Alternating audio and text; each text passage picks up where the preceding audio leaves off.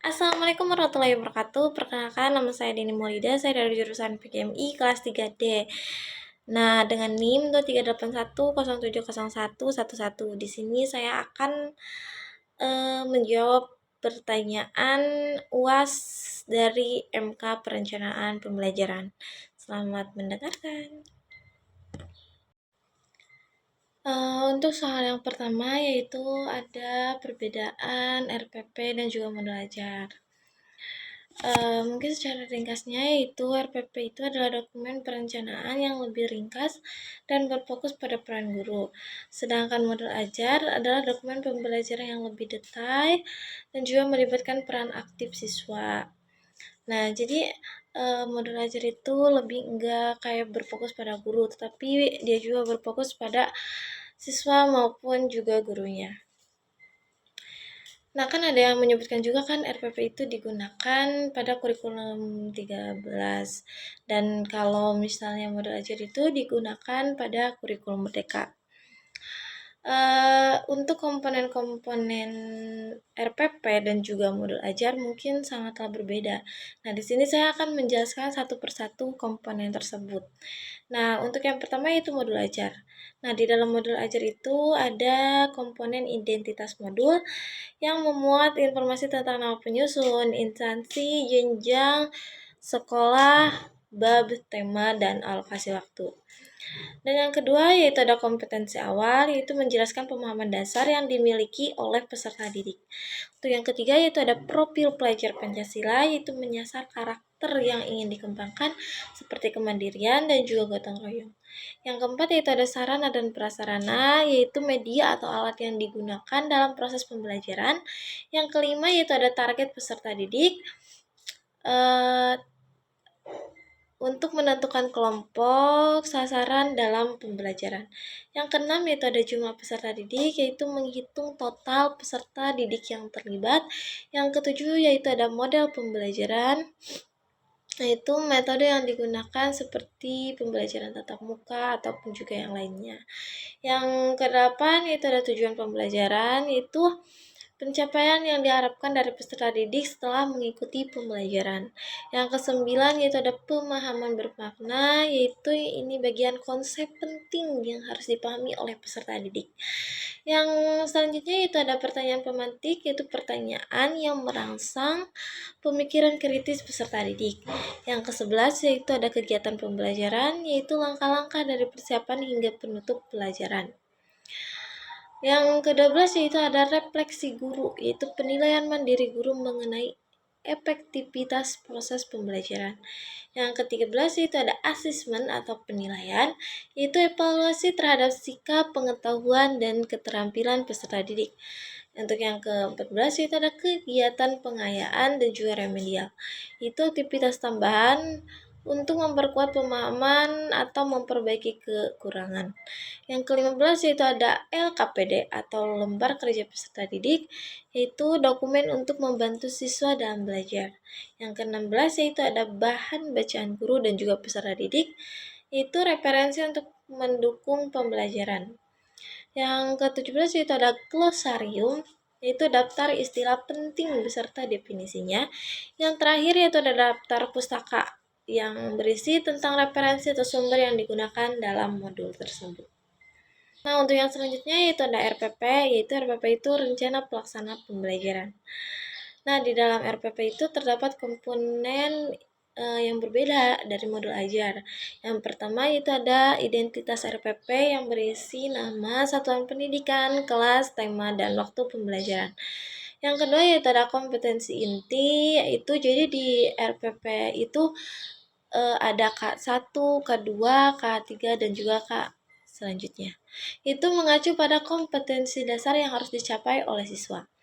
Yang ketiga yaitu ada kompetensi dasar dan indikator pencapaian kompetensi, yaitu merupakan penjabaran dari kompetensi inti dengan indikator spesifik. Nah, untuk yang keempat yaitu ada tujuan pembelajaran, yaitu menjelaskan hasil yang ingin dicapai dalam proses pembelajaran. Yang kelima yaitu ada metode pembelajaran. Yang keenam yaitu ada materi pembelajaran. Nah, materi pembelajaran ini mencakup seperti materi pembelajaran reguler, materi pembelajaran pengayaan, dan juga yang terakhir yaitu materi pembelajaran remedial. Untuk yang keenam yaitu ada metode pembelajaran, itu strategi yang digunakan untuk menyampaikan materi kepada siswa. Yang ketujuh yaitu ada media dan bahan, yaitu alat bantu dalam penyampaian materi pembelajaran. Yang kedelapan yaitu ada sumber belajar, yaitu referensi untuk mempersiapkan materi ajar. Yang kesembilan yaitu ada langkah-langkah pembelajaran. Nah, langkah-langkah pembelajaran ini meliputi seperti pendahuluan, inti, dan juga penutup. Yang terakhir yaitu ada penilaian pembelajaran, yaitu evaluasi terhadap sikap, pengetahuan, keterampilan, serta pengayaan menggunakan lembar observasi atau bahkan tes tertulis. Untuk yang selanjutnya saya akan menjawab pertanyaan nomor 2, yaitu mengapa penting tes diagnostik. Nah, karena tes diagnostik adalah salah satu bentuk asesmen yang bertujuan untuk mengidentifikasi tingkat pemahaman, kemampuan, kebutuhan, dan hambatan belajar peserta didik sebelum proses pembelajaran berlangsung. Dalam teori pendidikan, tes ini dianggap penting untuk mendukung proses perencanaan pembelajaran yang efektif. Adapun penjelasan lebih lengkap berdasarkan teori pendidikan yang lebih relevan.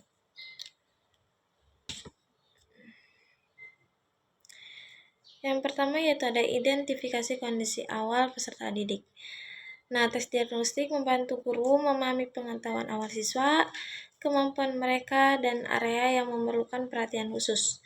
Menurut teori behaviorisme Thorndike, pembelajaran terjadi melalui pembentukan asosiasi antara stimulus dan respon, karena guru perlu mengetahui stimulus awal untuk menentukan strategi pembelajaran yang lebih tepat.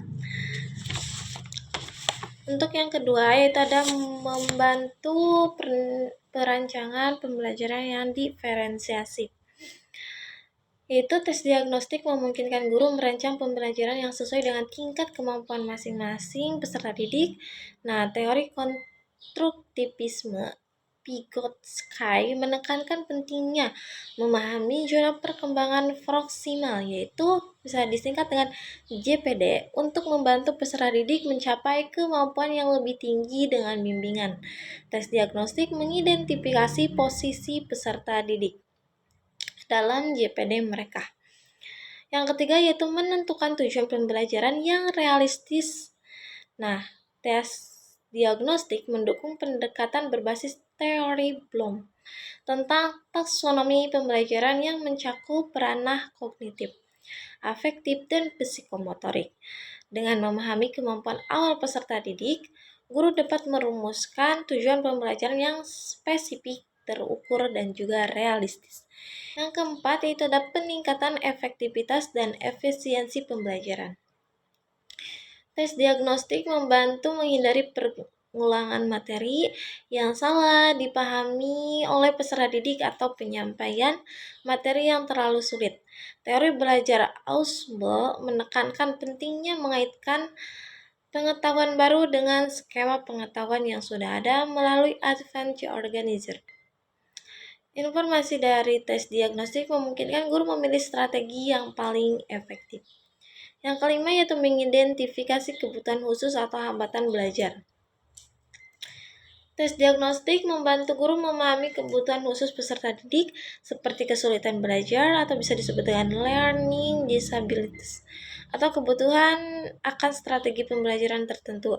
Menurut teori multiple intelligences atau bisa disingkat Gardner, setiap peserta didik memiliki kecerdasan yang berbeda-beda, sehingga memerlukan ukuran pendekatan pembelajaran yang bervariasi. Nah, untuk yang keenam yaitu dasar untuk perencanaan intervensi remedial atau pengayaan. Nah, hasil tes diagnostik memberikan dasar untuk merancang program remedial bagi peserta didik yang mengalami kesulitan atau program pengayaan bagi peserta didik yang unggul. Hal ini sejalan dengan pendekatan teori master learning oleh Bloom yang menekankan pentingnya memastikan semua peserta didik mencapai penguasaan sebelum melanjutkan ke materi berikutnya. Nah, jadi tes diagnostik juga merupakan alat untuk yang memahami kondisi awal peserta didik, merancang pembelajaran sesuai dengan dan memastikan efektivitas. Nah, jadi proses pembelajaran dengan pendekatan berbasis data dari hasil tes ini, guru dapat menciptakan pembelajaran yang lebih personal, adaptif, dan berorientasi pada kebutuhan peserta didik. Nah, untuk yang selanjutnya yaitu saya akan menjawab pertanyaan nomor 3, yaitu merancang sebuah pembelajaran untuk kelas 5 MI tema ekosistem. Nah, mungkin di rancangan pembelajaran ini kita menggunakan metode saintifik. Dan juga di sini juga saya menggunakan metode diskusi kelompok, yaitu ada simulasi atau role playing. Yang terakhir yaitu kita menggunakan metode eksperimen sederhana. Nah, di sini juga saya menggunakan model project based learning, atau bisa disingkat dengan PJBL.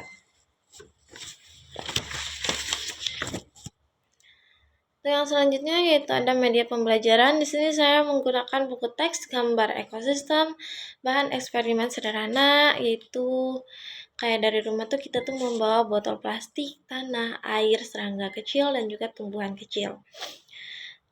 Untuk yang kedua yaitu ada langkah-langkah pembelajaran. Yang pertama yaitu ada pendahuluan, durasi dengan 10-15 menit. Yaitu guru membuka pembelajaran dengan bertanya, pernahkah kalian melihat hubungan hewan dan tumbuhan di sekitar kita? Nah, untuk yang selanjutnya yaitu guru memberikan persepsi tentang ekosistem melalui contoh atau cerita sederhana, yaitu seperti contoh hubungan lebah dan bunga. Terus juga guru mengajukan pertanyaan pemantik seperti apa yang terjadi jika bunga tidak ada lebah. Terus juga bagaimana hewan dan tumbuhan saling membantu. Terus yang terakhir yaitu ada menyampaikan tujuan pembelajaran, memahami konsep ekosistem dan interaksi antar makhluk hidup.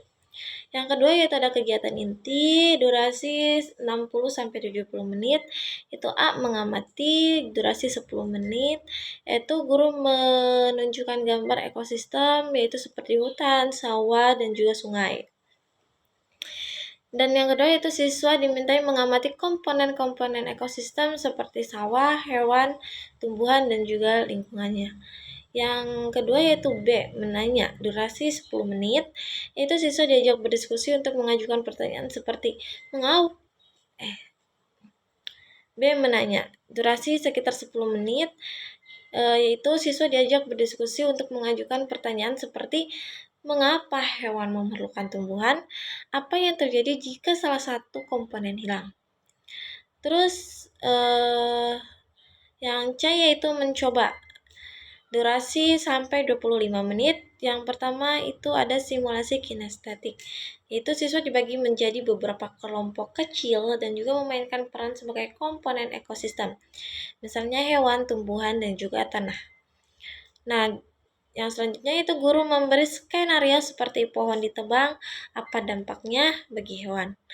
Nah, yang kedua yaitu ada eksperimen mini, yaitu siswa membuat ekosistem sederhana dari bahan-bahan yang tadi yang diambil. Itu terakhir itu siswa mencatat apa yang terjadi dalam ekosistem buatan tersebut. Itu D, menganalisis, durasi sekitar 10 menit, yaitu guru membantu siswa menganalisis interaksi dalam ekosistem yang dibuat. Dan E yaitu mengomunikasikan, itu sekitar durasi 10 menit, yaitu setiap kelompok mempresentasikan hasil diskusi atau eksperimen mereka di depan kelas. Dan yang selanjutnya itu guru memberikan umpan balik dan menyimpulkan hasil belajar mereka. Untuk yang terakhir yaitu ada kegiatan penutup, durasi 10-15 menit, yaitu siswa diajak merefleksikan pembelajaran. Kayak apa yang sudah dipelajari hari ini, mengapa interaksi antar makhluk hidup itu penting. Nah, untuk yang selanjutnya itu guru memberikan penguatan konsep dengan menyebutkan contoh nyata yang ada di lingkungan sekitar.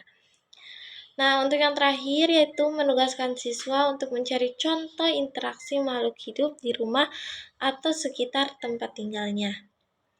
Untuk yang terakhir yaitu ada penilaian yang relevan, yaitu penilaian proses, yaitu seperti observasi, partisipasi siswa dalam diskusi, simulasi, dan juga eksperimen. Yang kedua yaitu ada penilaian produk, yaitu laporan hasil eksperimen mini ekosistem, dan poster sederhana yang menjelaskan interaksi dalam ekosistem. Yang ketiga yaitu ada penilaian sikap, itu menggunakan rubrik untuk menilai kerjasama, rasa ingin tahu, dan juga tanggung jawab siswa. Terakhir yaitu ada penilaian kognitif. Nah, penilaian kognitif ini seperti tes sederhana berbentuk soal, isian, atau uraian singkat tentang konsep ekosistem dan juga interaksi makhluk hidup. Nah, di sini saya akan menjawab pertanyaan nomor 4, yaitu jika siswa hanya mampu menghafal tanpa memahami konsep pelajaran, langkah perbaikan yang dapat dilakukan sebagai guru adalah mengintegrasikan pendekatan pembelajaran yang berfokus pada pengembangan higher order thinking style. Itu bisa disingkat dengan HOTS. Nah, di sini ada langkah-langkah yang harus dilakukan ya. Yang pertama yaitu ada analisis hasil evaluasi. Tinjau hasil evaluasi untuk mengidentifikasi area di mana siswa hanya menghafal tanpa memahami. Terus alasannya yaitu supaya pemahaman tentang kelemahan siswa menjadi dasar untuk merancang pembelajaran yang meningkatkan kemampuan berpikir kritis, analitis, dan juga kreatif. Yang kedua yaitu merancang pembelajaran berbasis HOTS. Itu rancang pembelajaran yang tidak hanya menekankan pada recall atau mengingat informasi, tetapi juga pada analisis, yaitu mengidentifikasi hubungan antar konsep, itu juga ada evaluasi, menilai informasi berdasarkan kriteria tertentu, dan yang terakhir yaitu ada kreasi, yaitu mengembangkan ide baru atau solusi kreatif. Alasannya buat apa sih? Nah, pembelajaran berbasis HOT membantu siswa untuk memahami konsep secara mendalam dalam mengaplikasikannya dalam berbagai situasi. Contoh soal recall tuh ya, seperti apa sih definisi ekosistem? Nah, kalau soal HOTS-nya yaitu bagaimana perubahan pada salah satu komponen ekosistem dapat mengaruhi keseimbangan lingkungan dan berikan solusinya. Itu buat contoh soal recall dan juga soal HOTS. Untuk yang selanjutnya yaitu gunakan metode pembelajaran aktif. Itu terapkan metode seperti diskusi kelompok, project based learning, problem based learning. Terus alasannya karena metode ini menuntut siswa untuk berpikir kritis, kerjasama, dan juga menerapkan konsep pembelajaran. Contohnya ini ya, dalam pelajaran matematika, sepertinya ajak siswa untuk menyelesaikan